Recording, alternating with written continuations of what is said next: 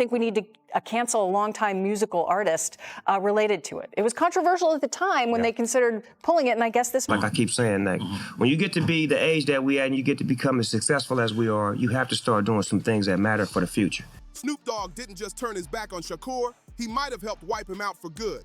The streets thought the Diddy documentary was the grand finale, the last strike in a fallen mogul story. But it turns out the real storm is just starting. Now, from behind bars, Suge Knight is dropping names like bombs, and the man who owns Death Row Records is scrambling to hide the smoke before it turns into fire. Word is, sources from inside the Las Vegas detention center confirmed that Keith D, the only man ever charged in Shakur's murder, is spilling details that keep circling back to Snoop. And it's not just whispers. His name's being linked to Diddy's rumored $1 million payoff. Not all. Look, if I didn't say anything, you would interpret it as the hip hop is fine with his behaviors. There's no one else being vocal. So you would look at it and just say, because that mind your business, or let me not say nothing about nothing, or those things, it would allow the entire culture to register as if they're for that. Netflix supposedly chopped out key footage from their doc, while 50 Cent's crew is sitting on unreleased tapes that could flip everything upside down. And Snoop, his sudden silence says more than any statement ever could. The numbers don't line up. A stalled trial, a mysterious late collaborator, and a missing flash drive packed with names no one dares to confirm. This isn't just about getting justice for Shakur anymore. It's about who's next. The industry's most untouchable icon just became its most exposed player, and that first leak, it was only a warning shot. What's coming next isn't just another scandal. It's a full-blown purge. The second Sean Combs got hit with that 50-month federal sentence, the whole industry let out a breath like it was finally free. The trial wrapped, the headlines cooled down, and everyone thought the chaos was over. But that's when the real story started cracking open, and the shockwaves haven't stopped since. While the courts were busy chasing Diddy, the talk behind closed doors shifted fast. The whispers weren't about him anymore. They were about the man who'd always played it smart, always kept himself out of the line of fire. Suddenly, Snoop Dogg's name wasn't just being mentioned, it was sitting right in the center of the storm. The timing couldn't have been more perfect or more suspicious. Just as Diddy's lawyers started filing appeals, just as his sons announced their new documentary, and just when everyone thought the dust had settled, cracks began to show. And it all started with one phone call from prison. Not from Diddy, but from Suge Knight himself. The man who built Death Row, the man who's been locked away for years, the man with nothing left to lose. What Suge said didn't just drag Snoop into the mix, it tied him straight to the one secret nobody ever dared to say out loud. Nobody in hip-hop has ever been able to escape the shadow of Shakur's assassination. It's the wound that never healed. But this time, the details came out raw and unfiltered. Suge Knight, speaking from his prison cell in a recorded interview that slipped through back channels before hitting the streets, didn't just hint that Snoop knew something, he flat out claimed Snoop was in it. He said Snoop had been part of the machinery, having real conversations with real consequences about what went down that night. He just laid on the floor for like 30 minutes. His mama came. And then came the punch that shook everything. According to Suge, Snoop wasn't some innocent bystander. He was part of the silence. The same man who would later buy Death Row Records, the man who built a career on West Coast loyalty and that chilled-out image of calm control was suddenly being painted as something way darker. Suge called him a strategist, a survivor, someone who knew exactly where the secrets were buried because he helped bury them. That claim flipped the entire narrative upside down, and the reaction across the industry? It wasn't outrage, it wasn't denial, it was dead silence, the kind that says too much without saying a word.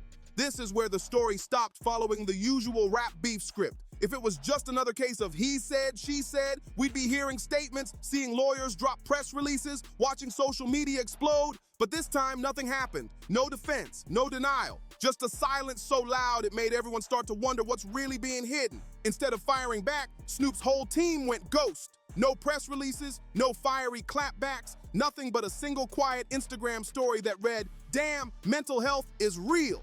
It dropped the very same day Young Noble, one of Shakur's closest friends and collaborators, tragically took his own life. Maybe it's coincidence, or maybe not. In a world built on image control, silence like that doesn't come from confidence. It comes from cold, careful calculation. And when you line up the timing, it all fits too perfectly. The first puzzle piece, the documentary. And it wasn't even Diddy's. It was 50 Cent's project, Sean Combs' The Reckoning. Released in early December, it pulled over 21 million views in just its first week, outshining some of Netflix's biggest hits. But here's the twist. The most explosive footage never made it to the final cut. Even 50, a man who's never backed down from a feud, decided to keep certain scenes locked away.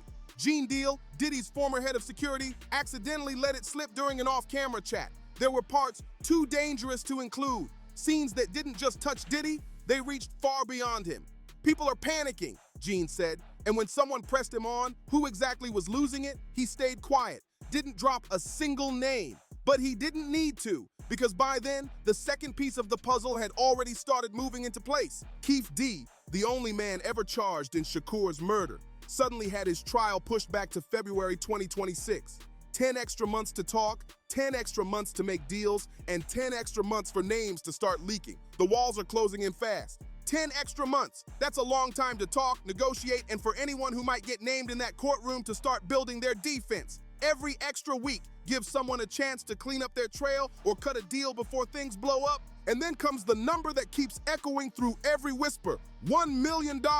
That's the price Keith D has been claiming all along, the cost of Shakur's murder. He says the money moved through channels that still can't be fully traced. $1 million that, according to Suge, didn't just come from Diddy. That unspoken detail hangs in the air, heavy and dangerous, like everyone already knows, but no one dares to say it out loud. If the cash didn't stop with Diddy, then where did it go? Who else got paid to stay quiet? Because these deals, they're never one and done. They're investments, and investments always demand payback. So when Suge starts talking about Snoop's involvement, about the private conversations, the quiet agreements, and those behind closed doors details that never make it into a police report, it starts to sound like more than just talk. The real question isn't if Suge's story is true. It's whether it can be proven. And in an industry where Diddy's own sons are filming their own documentary, where 50 Cent's sitting on unreleased footage, and where Keith D is the only one who can actually link all the names together, the truth might be the one thing nobody can afford to confirm. These contradictions are what make this story way bigger than just another industry scandal. It's a web that could pull everyone down with it. Let's rewind to 2022, the year Snoop bought back Death Row Records. Everyone called it a legendary homecoming, a proud return to his West Coast roots. It was painted as this huge victory, the final piece of his legacy coming full circle. But when you really look at when that deal went down, the timing hits different.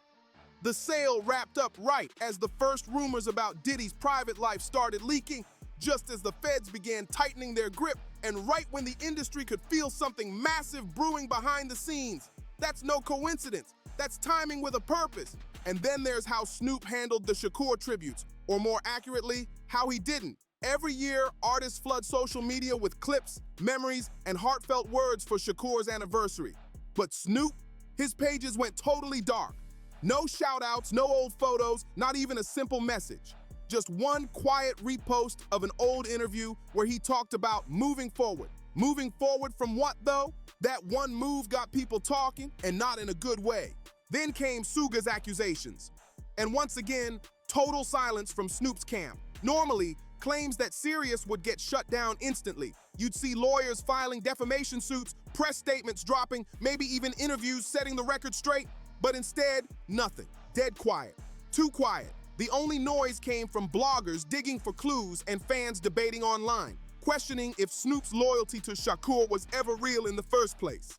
Every post, every pause, every move, it's all starting to look way too calculated. That people inside the industry know the truth. When the biggest names go quiet, it's not because they're innocent. It's because they're waiting to see how hard the ground shakes before they decide which side to stand on. But the real signs aren't in what's being said, it's in what's happening behind the curtain. There's a storm of movement that totally clashes with the calm faces everyone's showing in public.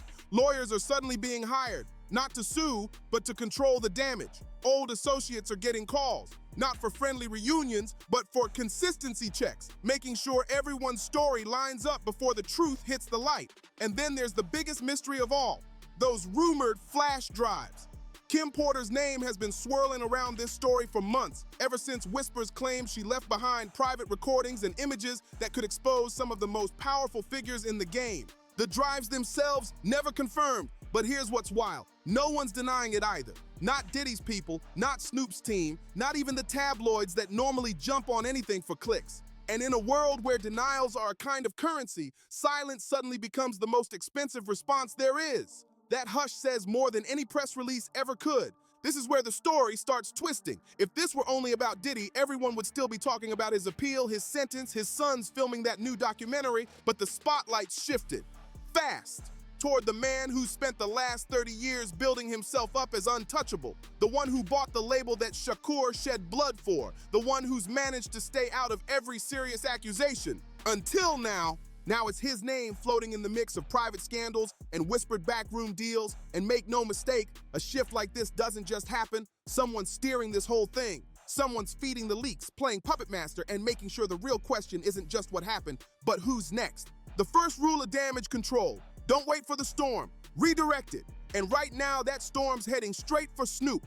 If this was only about Shakur, just old beefs and unfinished business, the noise would be louder, the reactions angrier. But instead, everything feels staged. Every leak is precise, every move calculated, and the one man who could clear it all up, Snoop, is staying silent. No interviews, no live streams, no explanations. Just one quiet Instagram story about mental health, posted the same day one of Shakur's close friends from the Outlaws took his life. That's not just timing, that's control. And behind the silence, there's strategy. Diddy's sons are filming a documentary, but they waited, watching 50 Cent's version drop first, letting the chaos unfold before stepping in. That's not defense, that's leverage. Because in this industry, timing is everything, and power isn't about noise. It's about patience. Now, the story turns to money and ownership. Death Row Records wasn't just a comeback move, it was a business takeover. In hip-hop, whoever owns the masters owns the narrative. And now, Snoop holds the keys to Shakur's final recordings, meaning he controls what the world gets to hear. If there's anything left to hide, he's the one deciding if it ever surfaces. The truth, this isn't about the past, it's about containment. The leaks, the trials, the rumors, they're not stopping. Snoop isn't just being quiet, he's getting ready for whatever comes next. The only question is, who's going down with him? To see the full picture, you've got to look at who disappeared from the story and who's rewriting it. Shakur's death wasn't just loss, it was a reset. Diddy rebuilt his empire, Suji ran things from behind bars, and Snoop walked away clean. But resets only work if nobody starts digging. And someone's digging now. Go back to Quad Studios 1994. Shakur gets shot 5 times, survives, and starts naming names. 2 years later, he's gone. Yet the same men he called out thrived. Diddy built Bad Boy into an empire. Soog stayed powerful, even locked up. And Snoop, he moved smart, close to the fire but never burned. He made peace with both sides, played every angle, and came out untouched. That's not luck, that's information. For years, the industry blamed Shakur's murder on the East Coast versus West Coast feud, a tragic fallout of hip-hop rivalry.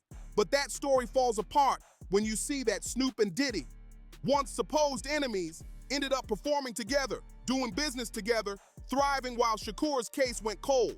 And now, with Keith D saying that $1 million payoff didn't end with Diddy, the cracks in the old story are wide open. That's not coincidence. That's a system built by people who know how to keep secrets and make money off them. Then there's the mystery of the flash drives, rumored to be left behind by Kim Porter, Diddy's former partner, supposedly filled with recordings and images that could expose some of the biggest names in the game. No one's confirmed they exist, but no one's denied it either. And in this world, silence says everything. Something bigger is shifting behind the scenes, and this time no one may have enough control to stop what's coming. Those mysterious flash drives, no one's ever confirmed they exist, but the reaction to them says plenty. Lawyers have been hired, statements drafted, and the name that keeps popping up isn't Diddy's, it's Snoop's. Because if there's one thing powerful men fear more than scandal, it's exposure they can't control. The kind that doesn't just bruise reputations, it buries legacies. And in an industry where legacy is everything, that's the one thing money can't fix. But while everyone's obsessing over the past, the real moves are happening right now. Diddy's sons are filming their own documentary, not about his crimes, but about his life, legacy, and influence. And the timing, way too perfect. They started rolling cameras right after 50 Cent's film dropped, after the first wave of accusations hit, after everyone started distancing from their father. This isn't a tribute, it's a counterattack. And counterattacks mean one thing: leverage. So what did Diddy leave behind for them to use? Now let's talk Death Row Records. Snoop bought the label in 2022, calling it a return to his roots. But Death Row isn't just a catalog, it's an archive. It holds Shakur's unreleased recordings, contracts, and private sessions no one's ever heard. If there's anything still buried from that tragic night, Snoop controls it. That's not nostalgia, that's insurance. And insurance like that doesn't come cheap.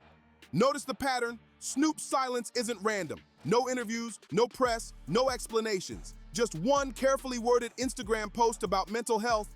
The very same day one of Shakur's closest collaborators from the Outlaws took his own life. That's not coincidence. That's a message. And that message isn't for fans, it's for the insiders who know the truth. Because in this business, silence isn't weakness, it's strategy. And now, the documentary war is heating up. Diddy's sons are crafting their version, 50 Cent already dropped his, and somewhere in the shadows, a third player waits: Snoop. Because if there's one thing 3 decades in hip-hop teaches you, it's that the smartest way to control a story isn't by denying it, it's by rewriting it. And Snoop's the only one with the power, the footage, and the motive to pull that off. The question isn't if he'll act, it's how far he'll go to protect what's left. The trials are coming, the leaks won't stop, and when that dam finally breaks, it won't just be Snoop in the crosshairs, it'll be everyone who ever profited from staying quiet. So what do you think is really on those flash drives? Who's next in the fallout? And how far will the industry go to keep this buried? Drop your theories in the comments, and don't forget to like, share, and subscribe to The Low Key Line for the next explosive update.